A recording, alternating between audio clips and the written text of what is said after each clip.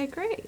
Well, firstly, I want to ask, I know you've gone on about your love of Nosferatu, the original film, and your love of the vampire genre in general, but why did you feel that this needed to be retold now?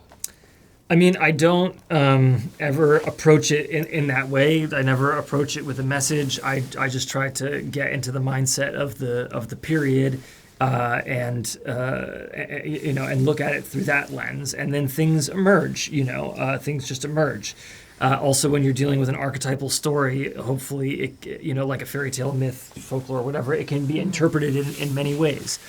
But the thing that got me and made me understand why there was a reason for me to tell it again at all, regardless of then or now or whatever, was to tell it through the female protagonist Ellen's eyes, to tell it through Lily Rose Depp's character's eyes, because Murnau and his collaborators, they call her a somnambulist, and sleepwalkers were thought in the 19th century were thought to be in tune with another realm, and that idea alone was an idea that I was able to amplify my research around to create this woman who was isolated in 19th century society and didn't fit in, and the only person who she can connect with is unfortunately this demon lover vampire. So it creates an interesting love triangle between her husband and the vampire. Mm-hmm. And Willem, your character has this interesting almost duality to his relationship with Ellen's character, in that he almost seems like the only one who really sees all of her, but at the same time he kind of facilitates her eventual demise. Yes. No spoilers. But what kind of conversations did you have around that relationship and about your character's motives and thinking? What's amazing is we don't have those conversations. Okay. It's all expressed in the actions of the scenes, in the doing. Robert directs me with giving me a lot of research, but I think those things are found in the doing, and it's on the page. It really is. But I do love this character. You articulated it very well, I think, this duality that he's playing a kind of double game at the end, because he's very sympathetic to her. He's the only one that really sees her. The others don't, but at the same time, he is kind of using her as bait to solve some problems. Go ahead. But as he says, God is beyond our morals, Yeah. The situation is bigger than that. And at the heart of that, I mean, maybe I'm just personally projecting too much on it, but, when I see the movie, knowing the dark side is the only way you can live. If you're in denial about the dark side, or in the denial in the dark aspects of yourself, you're in real trouble. You'll live such a constipated life that there's no enjoyment, there's no life. And somehow he's an outsider that has a different point of view. He's also playing around with different thought systems, different belief systems through his study of alchemy, through the occult. So he's a guy that's floating. He's curious. He's a scientist. He believes in the science of the day, but he also believes in some myths and things of the past. So that's the condition he's in. He's very close to Ellen in a way. He sees her, but at the same time, he's in this world enough that these guys are saying, "Listen, this plague. How do we end it?" So he's a double agent. Very nice. And obviously, the first Nosferatu in 1922, a lot of the characterization around the monster was this personification of fears around disease and, to an extent, immigration. And then much later, in the sort of 30s and 40s, with Hammer horror and Universal monsters, it became much more about exploring taboos and sexuality. Where do you see your Nosferatu sitting in that sort of spectrum? Well, I think the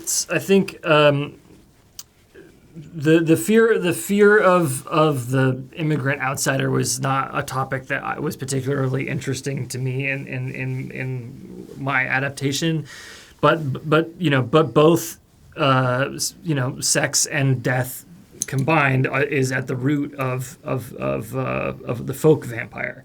And in order to try to understand how to make a vampire scary, I wanted to research, what were people believing about vampires when people believed in vampires, then they thought that they were real. And, these early folk vampires are walking corpses. They're not handsome, suave men or women in dinner jackets and fine dresses. But sex and death and pestilence are there. They are spreading plague. Some early vampires never drank blood, but fornicated with their widows until they died from over fornication. So all that stuff is in the very beginning of vampirism. And there is something to be said about the fact that your monster drinks from the heart, as opposed to what we often see, which is like extremities in the neck. It's almost more intimate and kinder in a lot of ways. What informed that decision? There is an intimacy, and there is also just sort of the visual motif of the heart and love and things like that. But I think where that comes from folk vampires is from sleep paralysis, old hag syndrome, where you feel this pressure on your chest from in a nightmare. And I think that's how they believed the vampires were drinking their blood or suffocating them. Fascinating. You are now on your third project, collaborating with Robert. What would you say is the sort of like draw to his storytelling methods and his characterizations that just really engages you as an actor?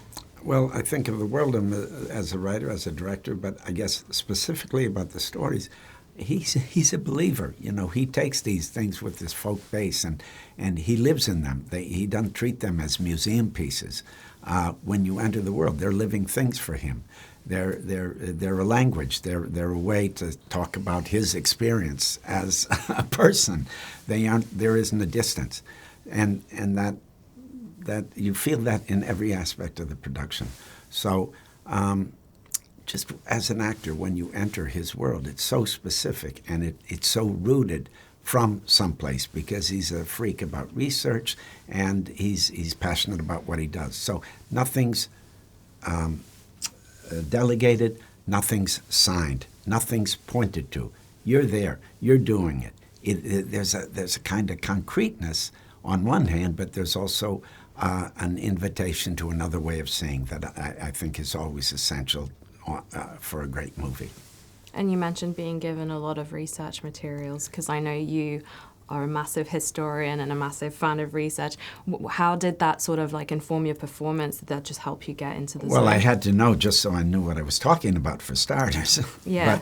But also just, you always do as much research as you feel you need to do to have the authority to pretend. Not feel like you're thinking, it creates a motor. You learn something, and if you give yourself over to it, you start to think differently. And then when you apply it to the actions of the scenario and what we're doing, then you have an adventure. You have an experience. And if you really allow it to be transparent and you get out of the way of it, the audience is with you, and they can have that experience too. You're like their avatar or something. You're the one that's going into the world for them. But you're not thinking about that. You're thinking about new reflections on this new information you're giving. It transforms you, So that's where it's important. That's where it's important to have this rootedness, this research.